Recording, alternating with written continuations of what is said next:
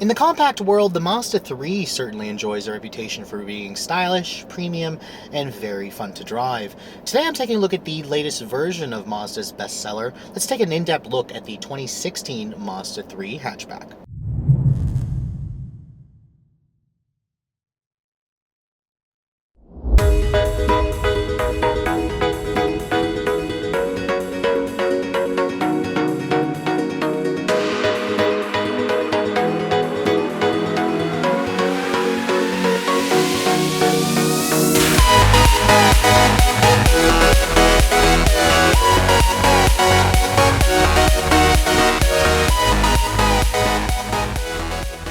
In the compact segment, the Mazda 3 has always been a personal favorite of mine.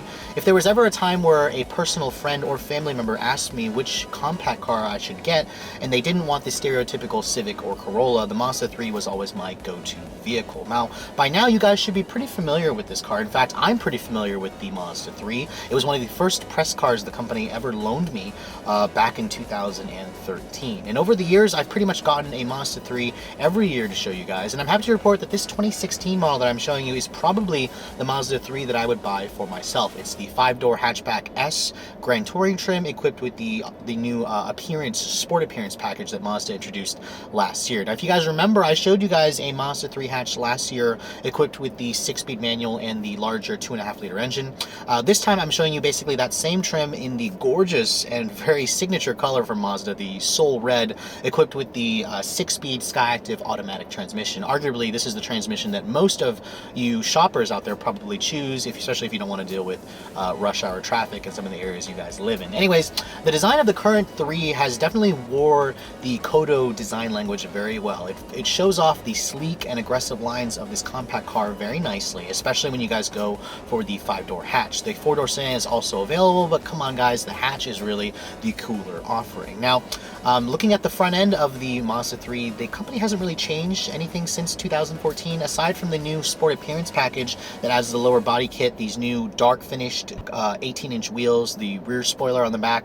You essentially have the same vehicle that we saw 2 years ago, and that's not a bad thing. It's still a handsome looking vehicle in this segment, especially with strong offerings from Honda with the all-new Civic and the very well-received Volkswagen Golf, of course. Now, looking at the front, the Grand Touring model has these very attractive and premium looking LED daytime running lights that will come on the S models and up, so an S Touring and an S Grand Touring. The Grand Touring adds the bi-xenon headlight function with the swiveling headlights. It was one of the first compact cars to offer such a premium feature in this segment. Now, of course, the signature Mazda grille is dominating the front. It has this nice chrome hexagonal shape that actually connects into the headlight. And coming around the sides, the Mazda 3 is still roughly about the same size as most of its competitors. The hatch is about 176 inches long, of course.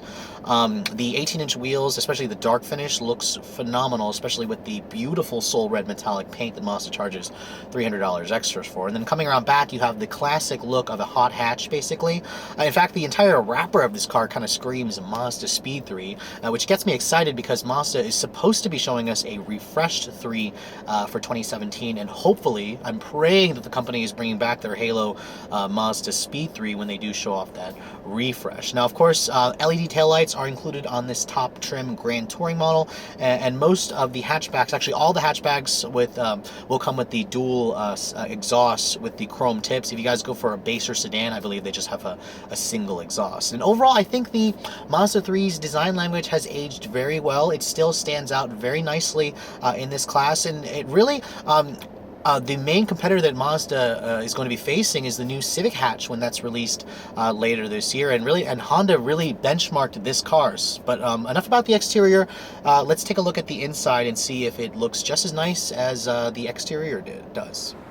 The interior of the latest Mazda 3 hasn't really changed much since Mazda introduced this all-new generation in 2014. You can see my particular tester has the very attractive almond with the contrasting black and the red stitching. It's a very upscale, premium-looking cabin, and I think it's probably my favorite over just the regular black that you can also choose with this color combination. Now, the Grand Touring model gives you the full leather seats. If you guys go for just the I Grand Touring, it gives you the premium or leatherette, which is the faux leather.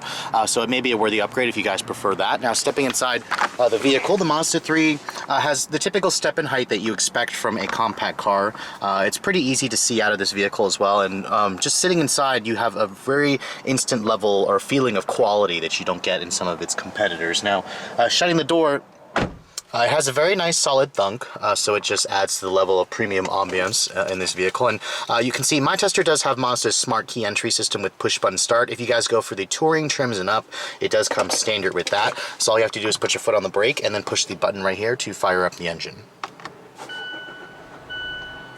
And of course, there is the heads-up display that comes standard on the S models and up, the S Touring and the S Grand Touring that comes standard. I'm not particularly a fan of it just because I don't like the cheap plexiglass material. I kind of wish Mazda just projected it onto the windshield. They are introducing that when you go for the new CX-9 trim, but you can see the rest of the cabin here. The gauges are unique to the S models. You have the tack front and center as opposed to the tack on the left when you guys go for the I models like I've shown you in the past.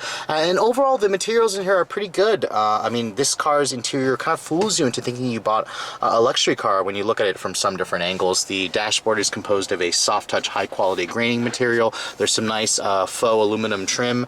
Actually, it may be faux. Sometimes I think it's real, but it looks and feels more faux to me. But it still looks pretty nice. It contrasts very nicely with the black interior.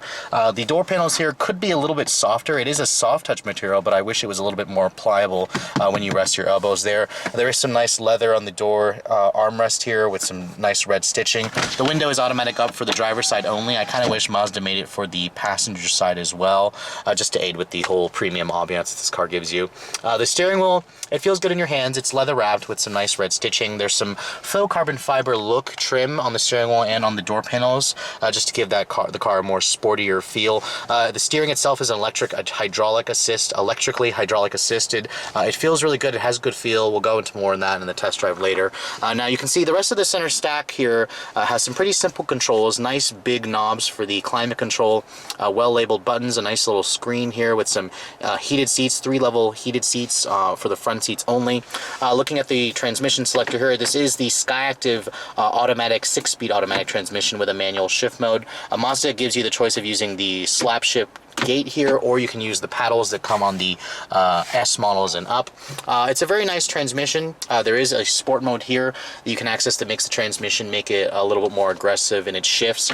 You do get a nice backup camera when you put the vehicle in reverse. A backup camera is standard on every Mazda 3 for 2016. It does not have trajectory, but it does have distance markers. There's no parking sensors on this particular one. Now, looking at a little bit further below the shifter, you have the Mazda Connect infotainment system with the rotary controller here. You actually can use it as a touchscreen if you guys prefer the touchscreen, or you can use the command wheel here, which is very similar to what the Germans give you. In fact, this entire interior ambiance kind of reminds you of a German car. I like the fact that Mazda gives you 2 different ways. I don't particularly like getting fingerprints all over the touchscreen, so I would use this. Now, when you push the home screen there, you do have your different sources here. Your applications menu shows you fuel economy, your maintenance guide. It's not kind of the applications you expect, like Pandora or such, like some of its competitors, so that's a little weird. To get to Pandora, you have to go to entertainment here and then go to your audio sources, and this will show FM, AM, XM, AHA, Pandora, Stitcher, Bluetooth, USB. All the usual sources are there.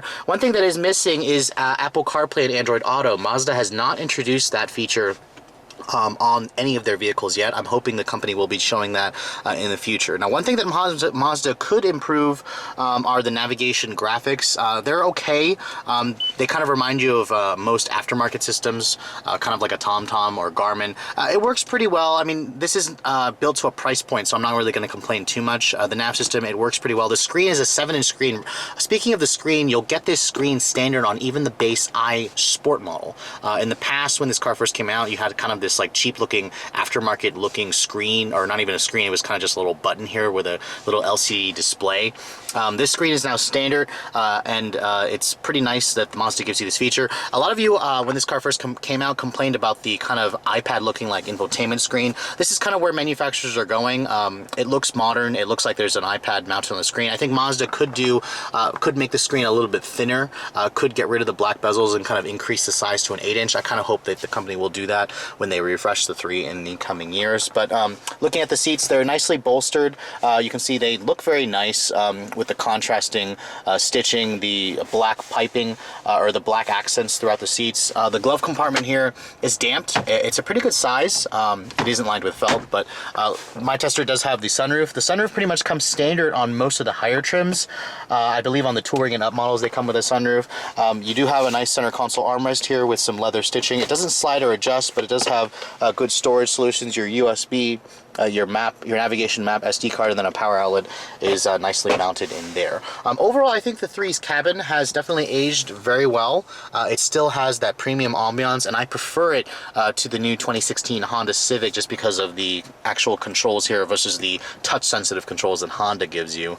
It's just my personal preference. The rear seat of the Mazda 3 typically was a weakness in the past. Now Mazda's pretty much corrected it with this new generation. It has a very good amount of rear seat space, especially for this class. Now the Honda Civic, for example, will give you, I believe, a flat floor. If I can't remember exactly for the new one, but the Mazda 3 obviously does not, so it does make 3 across seating a little bit more tight, but you can see there's good foot space underneath the front seats.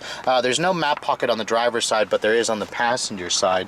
Shutting the door, the materials are pretty similar. You do have some stitching here with a leather pad for the armrest, more of that faux carbon fiber trim. The door panel materials here on the upper portions, however, are completely hard touch as opposed to the somewhat soft on the front seats.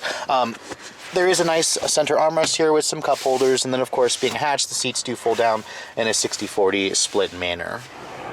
Looking at the cargo area of the Mazda 3, this is one of my favorite features of the lineup. I love the fact that they offer a hatch. You're going to get way more cargo space, about 20 cubic feet of space with the seats up. Compare that to the sedan at like 12.4. Fold those seats down, you're going to get about 47 cubic feet of space, so that is still one of the best numbers in the class. Now the cargo area itself is very nicely lined. I like the rear bumper protector that my tester has. Now when you look underneath the floorboard here, you do have a nice temporary spare. It's nice to see that Mazda hasn't taken that away yet, like some of its competitors, but overall this car is very practical, very usable, and a very nicely finished cargo area.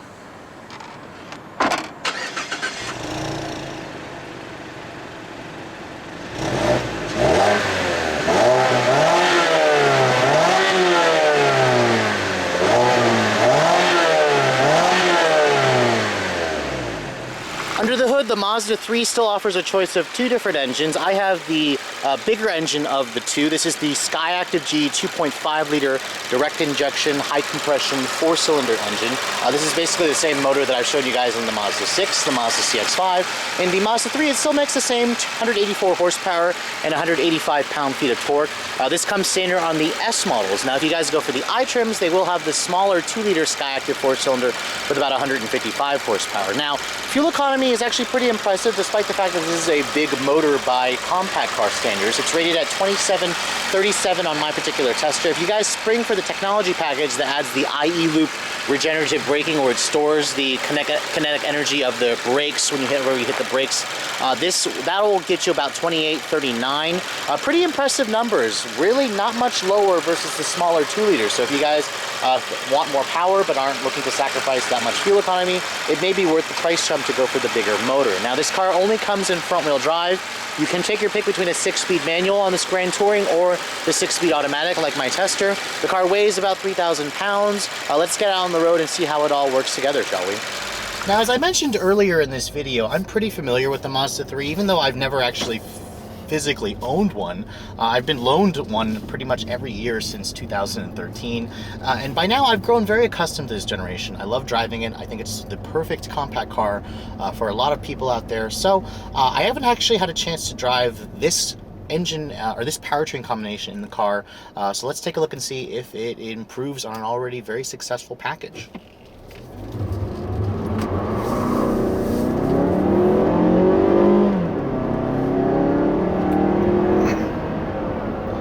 Now last year when I showed you guys basically this same car with a 6-speed manual transmission, I definitely liked the car. There were a couple of issues I had with the manual, and it had really to do with the gearing. Mazda geared it very aggressively for fuel economy, so my problem with it was when I shifted from first to second, it felt like I was putting the car in fourth, and it felt a little bit lethargic. Now my initial impressions of this basically the same engine with the automatic, is it's very well suited to the powertrain, and I think a lot of people are going to prefer it versus the manual, because enthusiasts may be a little disappointed with its sluggish feel when you go for the stick.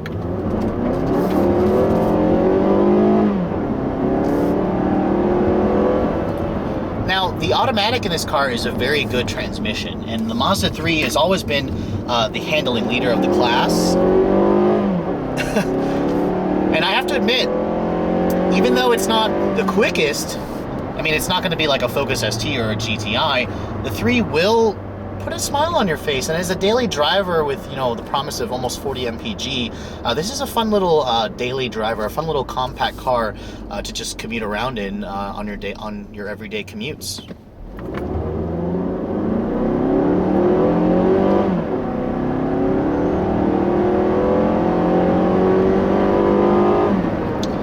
Now, when you get it going, you can expect a 0 to 60 time of around the mid 7-second range, maybe around 7.5, which makes the 3 one of the quicker of the compact cars. Now, I have tested the all-new Civic Touring with its turbo engine, and I want to say that these two are pretty evenly matched. I've seen the Civic Touring with the turbo around 7.2 seconds.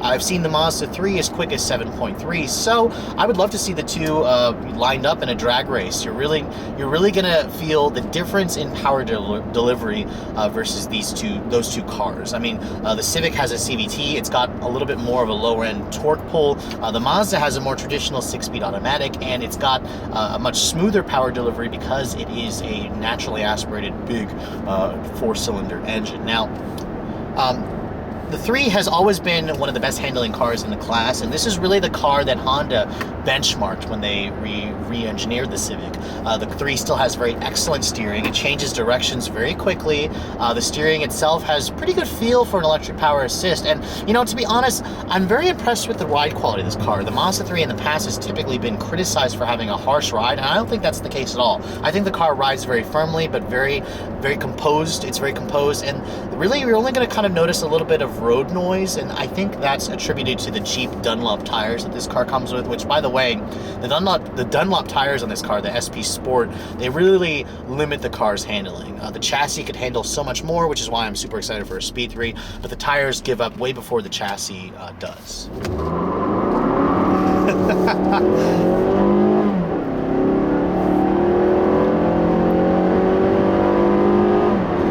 So because this is a front driver with a big 4-cylinder, sometimes it will burn out the front tires. Because it doesn't have a limited slip diff, you're going to be doing some pretty comical burnouts when you turn the wheel and then floor it. Now, getting up to highway speeds here, I'm going to take it out of its sport mode. You know, kind of just cruise in a more relaxed manner. And the 3 is a very comfortable car. You have excellent visibility, really good sight lines from the front, from the rear. There is blind spot monitoring that comes standard on my tester, and of course, my tester is missing the advanced tech package, so I don't have the Mazda radar cruise, I don't have the lane departure warning, the smart city brake support with automatic braking. However, you know, this car is a very good commuter car. It's a very excellent daily driver, and like I said, up to about 65, you do hear a little bit more road noise, but you could probably fix that by changing the tires out. But really, this is the perfect car, and it's an excellent car just to drive every day. And that's what's really impressive about this compact class. They've pretty much approached mid-size levels of quality and technology and just overall ambiance. And there's really no reason to get the mid-size car unless you guys need more space on the inside. Now, regarding the fuel economy of this big 4-cylinder, you might be wondering what I've been getting in the real world, and I'm happy to report I've been pretty much matching what the EPA's numbers are at 2737. Around town, I've been getting around 26.8, right in line with the EPA's rating. That's with me driving pretty aggressively as well. On the highway, I did average right around 35 miles per gallon, not as close to the 37 the EPA promises, but those of you with a more conservative right foot can probably get closer to that. It averages out to be about 28 miles per gallon, which is pretty good considering this has a pretty big 4-cylinder engine for the class. Now, one thing I really appreciate with the Mazda 3's transmission, the 6-speed automatic, is its very eagerness to give you a lower gear when you prod your right foot. That's kind of necessary for a car in this class. Some competitors, especially when you compare it to a CVT, some of them can be a little bit lethargic, and I really like the noises that the 6-speed automatic gives. The 4-cylinder itself can be a little bit raspy under high revs. It does remain relatively smooth, it doesn't vibrate much, but the noise could be a little bit better. The Honda 4-cylinders sound a little bit better, at least to my ear. Now, with all that said, the pricing of the 3 is certainly another area to consider. The Mazda 3 starts right in line with its competitors. If you guys want a base I sport model in sedan form, it's going to cost you right under $18,000, around $17,500, which is roughly in line with its competitors. If you guys want the hatch trim, it's about $700 more. I think it's worth every penny to go for the hatch. Now, of course, I'm driving one that's a little bit more expensive. This is the S Grand Touring model in the hatchback form. It starts at just around $26,800, which is pretty much right in line with a Civic Touring. A Civic Touring is going to cost you around $27,000. That does already include Honda's sensing with the adaptive cruise and the lane keeping assist, the automatic braking. The Mazda is going to cost you a little bit more. If you guys want the advanced technology package, that's around $1,700. That'll push the car over $30,000. My Tester itself is also over $30,000 because it has the appearance package, which is $1,800 basically. It's around $30,200. That is a pretty good chunk of change. Now, when this car came out in 2014, it was one of the most expensive compact cars on the market. Today, it still remains one of the most priciest, but again, you're getting a lot of style, you're getting a lot of technology, you're getting a lot of power. This is really one of the compact cars that fools you into thinking you bought a premium car. Now, you guys are probably wondering, I've tested pretty much almost every compact car in the market. The 3 still remains my top favorite, and would I pick it over the new 2016 Honda Civic? Now, if you were going to compare it to the sedan, I would pick this over the sedan because I like the hatchback body style. I haven't tested the new Civic hatch. It's basically the same car with the hatchback functionality. I'll have to wait and reserve judgment there, but until that Civic hatch comes out, my personal favorite is still the Mazda 3. Now, of course, this car is without faults. I would like to see the company update this car with LED headlights in the front. Maybe make the infotainment screen a little bit bigger, reduce the road noise, or at least put better tires on this top trim model for the refresh model. And then, of course, I'm really waiting for that Mazda Speed 3 Halo car to come back to do battle with the Civic Si Type R, the Focus ST and RS, the Golf GTI and Golf R for all that money, basically. Now, if you guys are in the market for a compact car and you want one of the sportiest and stylish and sleek offerings in the class, this car is still definitely tops in the pick. If you guys are looking to see the latest cars I'm testing, make sure you follow me on Instagram, like us on Facebook, and as always, guys, keep watching the YouTube channel for all the latest reviews, and make sure you subscribe. Thanks so much for watching. I'll catch you all in the next video.